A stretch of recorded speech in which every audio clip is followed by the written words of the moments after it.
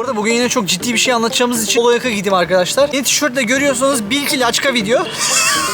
Oloyak'a bir şeyle görüyorsanız bil ki çok ciddi bir şey anlatacağım, tamam mı? Bu şekilde videoları ayırt edebilirsiniz. Hepinize yepyeni bir videodan merhaba arkadaşlar. Aylık harcamalarım ve ne iş yaptığımı anlattığım videolardan sonra en çok sorulan sorulardan biri de tabii ki Almanya'da hangi meslek ne kadar kazanıyordu? Ben de bugün bu videoyu çekmeye karar verdim. Böyle arkama güzel bir göl manzarası aldım. Kameramı ayarladım. Notlarım hazır. Şimdi sizlere Almanya'da hangi meslek sırayla ne kadar ücret kazanıyor bunları anlatmaya çalışacağım. Bunu yaparken de kullandığım belli başlı siteler var. Onları da aşağıya yazacağım. Siz kendi meslekleriniz için girip ortalama değerleri, hangi eyalette ne kadar kazanıldığını gibi bilgileri bulabilirsiniz. Videoya geçmeden önce videoyu beğenip kanalıma abone olursanız çok sevinirim. Şimdiden iyi seyirler. Bu arada bugün yine çok ciddi bir şey anlatacağımız için Oloyak'a gideyim arkadaşlar. Yeni tişörtle görüyorsanız bil ki laçka video.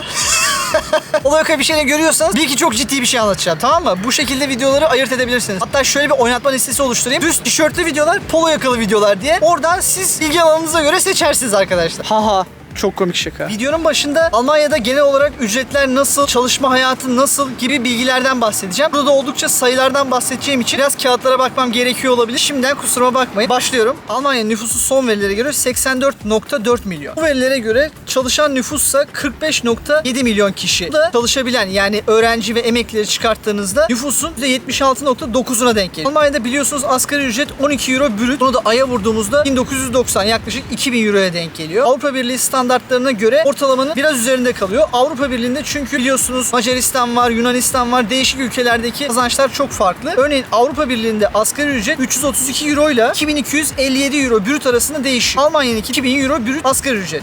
Fakat şöyle bir şey var. Almanya'da asgari ücret kazananların çalışan nüfusa oranı sadece %6. Asgari ücret çalışan kadın nüfusu erkeklere göre daha fazla. Biraz gelir adaletsizliği de var gibi duruyor. Bütün çalışanların çalışma ücretlerini toplayıp böldüklerinde de arkadaşlar ortalama saatlik ücret 24,77 euro bulmuşlar. Aya vurduğunuzda 4105 euro yapıyor. Almanya'da son verilere göre genel enflasyon %6,1. Fakat çalışma hayatındaki enflasyon %6,5 olarak ölçülmüş. Bu ikisi arasındaki fark ne demek? 6,5'i şöyle yapıyorlar arkadaşlar. Şirketler çalışanlarına verdikleri zamları bir önceki seneye böldüklerinde %6,5 artış hesaplamış oluyorlar. Bu güzel bilgilerle videoya başlangıç yapmak istedim. Şimdi Almanya'da kazançlar nasıl hesaplanıyor? Biraz bundan bahsetmem gerekiyor. Almanya'da kazançlar eyaletlere göre, aile yapınıza göre yani tek yaşamanıza göre, çift olmanıza göre, çocuğunuzun olmasına göre aynı zamanda sizin seçtiğiniz sağlık sigortası. Bunların hepsinin toplamında bu değişkenleri hesapladığınızda sizin net maaşınız çıkmış oluyor. Net maaşı hesaplamak için de aşağıya bir site bırakacağım. Biraz sonra söyleyeceğim ücretleri buraya yazarak sizin ne kadar kazanacağınızı hesaplamış olursunuz. Burada bir önemli faktör de biraz önce söylediğim sizin aile yapınıza göre Steuerklasse yani vergi sınıfınızın değişiyor olması. Almanya'da 6 tane vergi sınıfı var arkadaşlar. 1'den 6'ya kadar. Tek başınıza yaşıyorsanız vergi sınıfı 1'de başlarsınız. Eğer siz eşiniz çalışıyorsa siz de vergi dilimi 4 olabilirsiniz. Eşiniz çalışmıyorsa ya da siz çalışmıyorsanız siz vergi sınıfı 5, çalışan kişi vergi sınıfı 3 olur. Almanya'da en az verginin kesildiği kombinasyon da bu arkadaşlar. 3'e 5. Çünkü Alman hükümeti diyor ki kardeşim sen çalışıyorsun,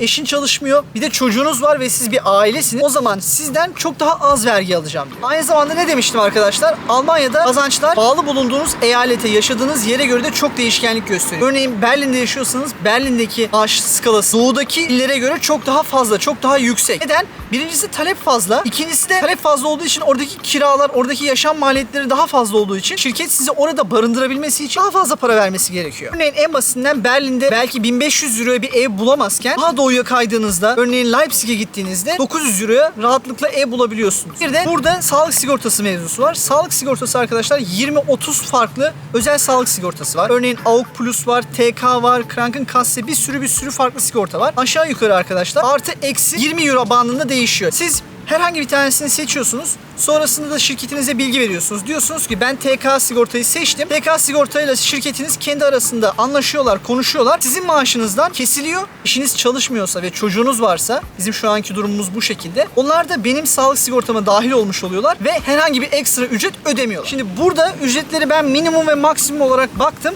Size de minimum ve maksimum olarak söylemeyeceğim. Ortalamalarını söyleyeceğim. Dediğim gibi siz de aşağıda vereceğim siteye girerek gitmek istediğiniz, iş bulmayı düşündüğünüz eyaleti seçerek buradaki maaş skalasına bakabilirsiniz mesleğiniz için. Birkaç ana grup var. Onlardan başlayacağım. Ondan sonra detaylandırmaya çalışacağım arkadaşlar. Örneğin doktorlarla başlayalım.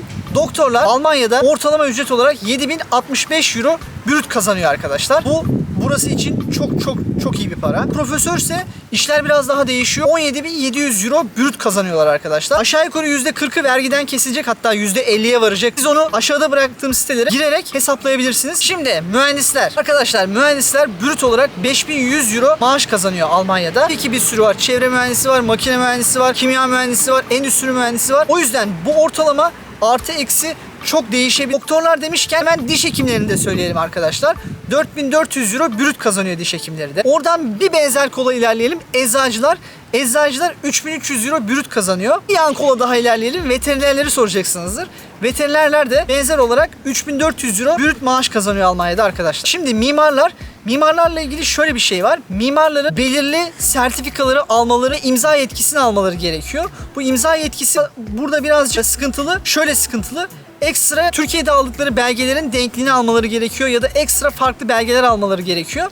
O yüzden burada imza yetkileri yok ama herhangi bir mimarlık ofisinde kesinlikle çalışabilirler. Mimarlar da 4.400 euro brüt maaş kazanıyor arkadaşlar. Burada bankacılar diyebiliriz. Bankacılık sektörü tabii ki çok geniş ama yine genel bir şekilde söylemek gerekirse 3.930 euro brüt maaş kazanıyor buradaki bankacılar arkadaşlar. Avukatlık var. Buradaki avukatlar ne kadar kazanıyor diye merak ediyorsanız arkadaşlar, onlar da 4.750 euro brüt kazanıyorlar. Gayet iyi buradaki avukat maaşları. Hemen etrafımızda çok gördüğümüz mesleklerden polisler burada 3.500 euro brüt maaş kazanıyor arkadaşlar.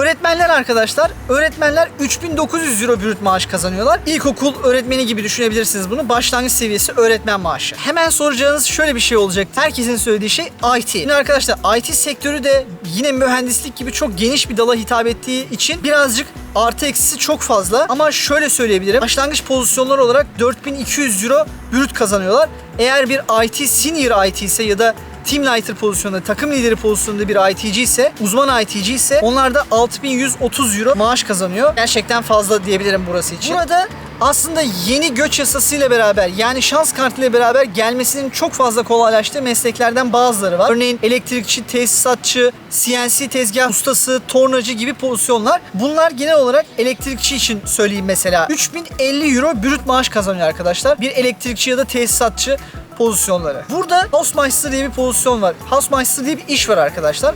Hausmeister aslında bina görevlisi ve burada her binanın bir görevlisi var ve olmak zorunda. Bu binanın işte aidatlarının toplanması, binanın temizliğinin yapılması, binanın elektrik işleri gibi bir sürü iş yapıyorlar ve her binada gerekli. Onlar da aylık 2.600 euro brüt maaş kazanıyor. Burada çok soru gelebilir çünkü dil şartı olmayacağını düşündüğüm için otobüs şoförlüğü, mesela şehirler arası otobüs şoförlüğü olabilir arkadaşlar. Bu tarz işler yapmak isteyenler olabilir. Onlar için de otobüs şoförlüğü 2.550 euro brüt maaştan başlıyor. Aynı şekilde kuryelik yaparak da burada geçiminizi sağlayabilirsiniz. İlk geldiğinizde örneğin dil kursu ve kuryelik yaparak çok fazla, örneğin internette de var bazı arkadaşlarımız, ben beğenerek izliyorum. Kuryelik yaparak da maaşlı olarak tip bahşişi katmayarak 2.550 euro brüt maaş kazanabilirsiniz arkadaşlar. Garsonluk ve market kasiyerliği de 2.550 euro ortalaması var. Aynı şekilde diyebiliriz bu mesleklere de. Şef garsonsanız 3.650 euro brüt maaşa kadar maaş kazanabilirsiniz. Eğer aşçılık yapıyorsanız ya da bu şekilde bir meziyetiniz varsa burada aşçılar da restoranlarda